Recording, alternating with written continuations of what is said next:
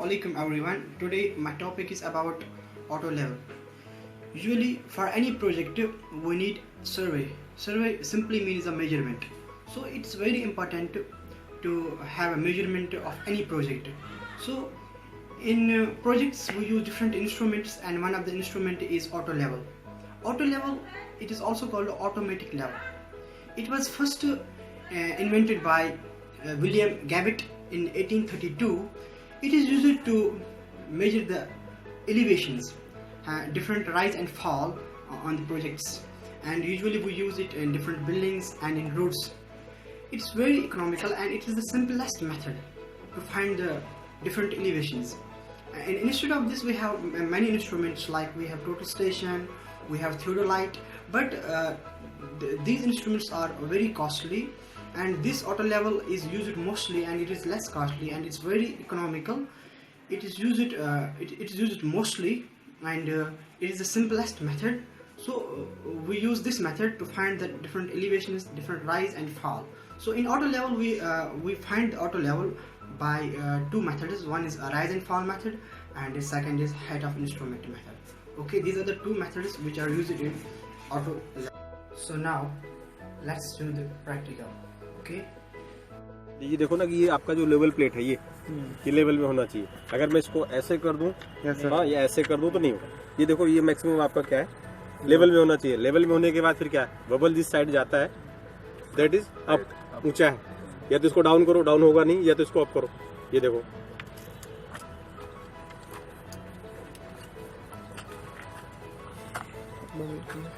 Hardly 5 to 10 second का time लगना चाहिए बस. देखो आ गया सर्कल में. किसी भी डायरेक्शन में करोगे वो सर्कल में ही रहेगा. ठीक है, जिस साइड में अप है फिर मैंने इनको सबको डाउन कर दिया. ठीक है, अभी ये अप है. ये देखो इसको भी आप अप कर सकते हो, क्योंकि इसमें क्या है, सेंटर पॉइंट तो होता नहीं. आपने इसको अप किया, ठीक है, इधर आ गया हल्का सा. ये मैंने इसको अप किया, ये अप किया. Only 5 to 10 second. अगर 5 से 10 सेकेंड लगते हैं तो समझ लो आप बहुत अच्छे सर्वे कर सकते हैं, अदरवाइज नहीं कर सकते. ओके, आफ्टर दैट फिर क्या करना है, पार्ट्स नेम अगर आप जानना चाहो तो इसके नोट कर लो. This is a tribrach, इन दोनों को मिलाकर के फुट स्क्रू है. That is a tangent screw है जो स्लो मूवमेंट के लिए मूव करता है. आई पीस है, ठीक है. ये फोकसिंग लेंस है, और ये आपका जो जूम इन जूम आउट करते हो, इसमें से आपका एक लेंस बीच में और होता है जो रन करता है.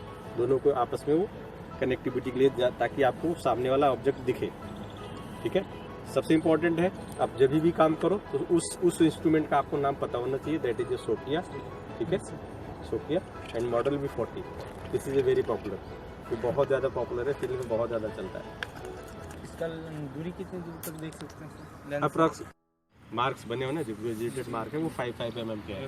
वो बोलते हैं 100 मीटर तक, बट 100 मीटर तक देखने में थोड़ी सी प्रॉब्लम होती है. ठीक है, तो आई थिंक मैं ये बोलता हूँ 70 to 80 मीटर तक आप इससे आराम से इसको आप मेजर कर सकते हो. आप उसकी रीडिंग को स्टडी कर सकते हो, पढ़ सकते हो. हाँ, कंपनसेटर इसमें थोड़ा महंगा लगा लो, ये कॉस्टली हो जाएगा.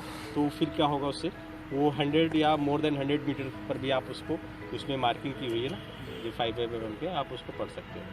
डिपेंड करता है इसमें जो लेंसेज लगे हैं, जिसको हम कंपनसेटर बोलते हैं, उसकी क्वालिटी क्या है. ये 20,000 का आता है, आपको 10,000 वाला आएगा वो 50 मीटर, जिससे आपको नहीं दिखेगा. 30,000 ले वो 150 मीटर तक आपको शो होगा. वो डिपेंड करता है कि उसकी क्वालिटी कैसे, कंपनसेटर की क्वालिटी कैसे. ठीक है, तो लेटेस्ट स्टार्ट. सर इसमें सीधा होता है, हमें सेंटरिंग करनी पड़ती है. हाँ, पहले डायरेक्ट सेंटरिंग करनी. डायरेक्ट सेंटरिंग इसमें करना. सर इसमें यहाँ पे स्केल है, जैसे ये देखो, ये बेसिकली एंगल मेजरमेंट के लिए कि आपको किसी ने कह दिया कि सपोज दैट कि ये आपको, ये हमने एक रेफरेंस पॉइंट दे दिया. ठीक है, इसके रिस्पेक्ट में एंगल, आप इसके रेस्पेक्ट में आप 70, 80, 90 डिग्री का जो भी आपको एंगल मेजर आप मेजर कर सकते हो.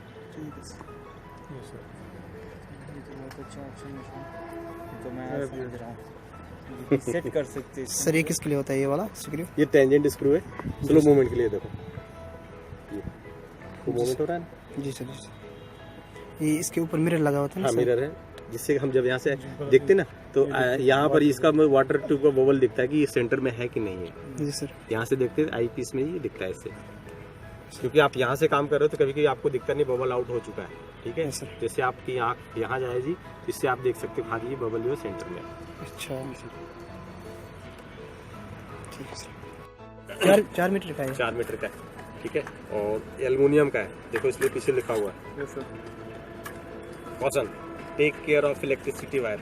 अभी क्या हमने 4 मीटर निकाला और हम खड़े हमने ऊपर कर दिया, तो फिर वो डेंजरस है, फिर लटक जाओगे उसमें, ठीक है। 4 मीटर के हैं ये सारे के सारे जितने भी ना ब्लैक या व्हाइट स्पॉट्स है 5 mm के, ठीक है। हाँ, ये 130 130 सेंटीमीटर या 1300 mm और ये 1400, दैट मीन्स कि ये 100 mm है या 10 सेंटीमीटर है, ठीक है। ये सारे के सारे 5 mm के हैं, 5, 10, 15, 20, 25, 30, 35, 40, 45 और 50, दैट मीन्स गैप बीच में। हाँ, अगर यहाँ पर आपका रीडिंग आता है तो 1350 1.350। हम लोग जब भी रीडिंग नोट करते हैं मीटर में नोट करते हैं। सर वो जो आप बोल रहे हैं ना, मतलब यहाँ पे हमारा 50 आएगा 1350, वो नीचे वाली लाइन नहीं, व्हाइट के टॉप में ना, ये ब्लैक को टॉप, ये देखो ये मार्किंग ब्लैक किया फुल 5 mm है, ब्लैक, ये 50 है, ये ब्लैक वाला फुल 5 mm, ब्लैक के टॉप तक। हाँ, ठीक है। उसके ऊपर जैसे भी प्लस होगा 55, 60, 65, 70, 75, 80, 85, 90, 95 एंड 100। 113 प्लस 100 14 हो गया, 140। तो इस तरह से हमको ना इसकी रीडिंग पढ़नी होती है, जी सर।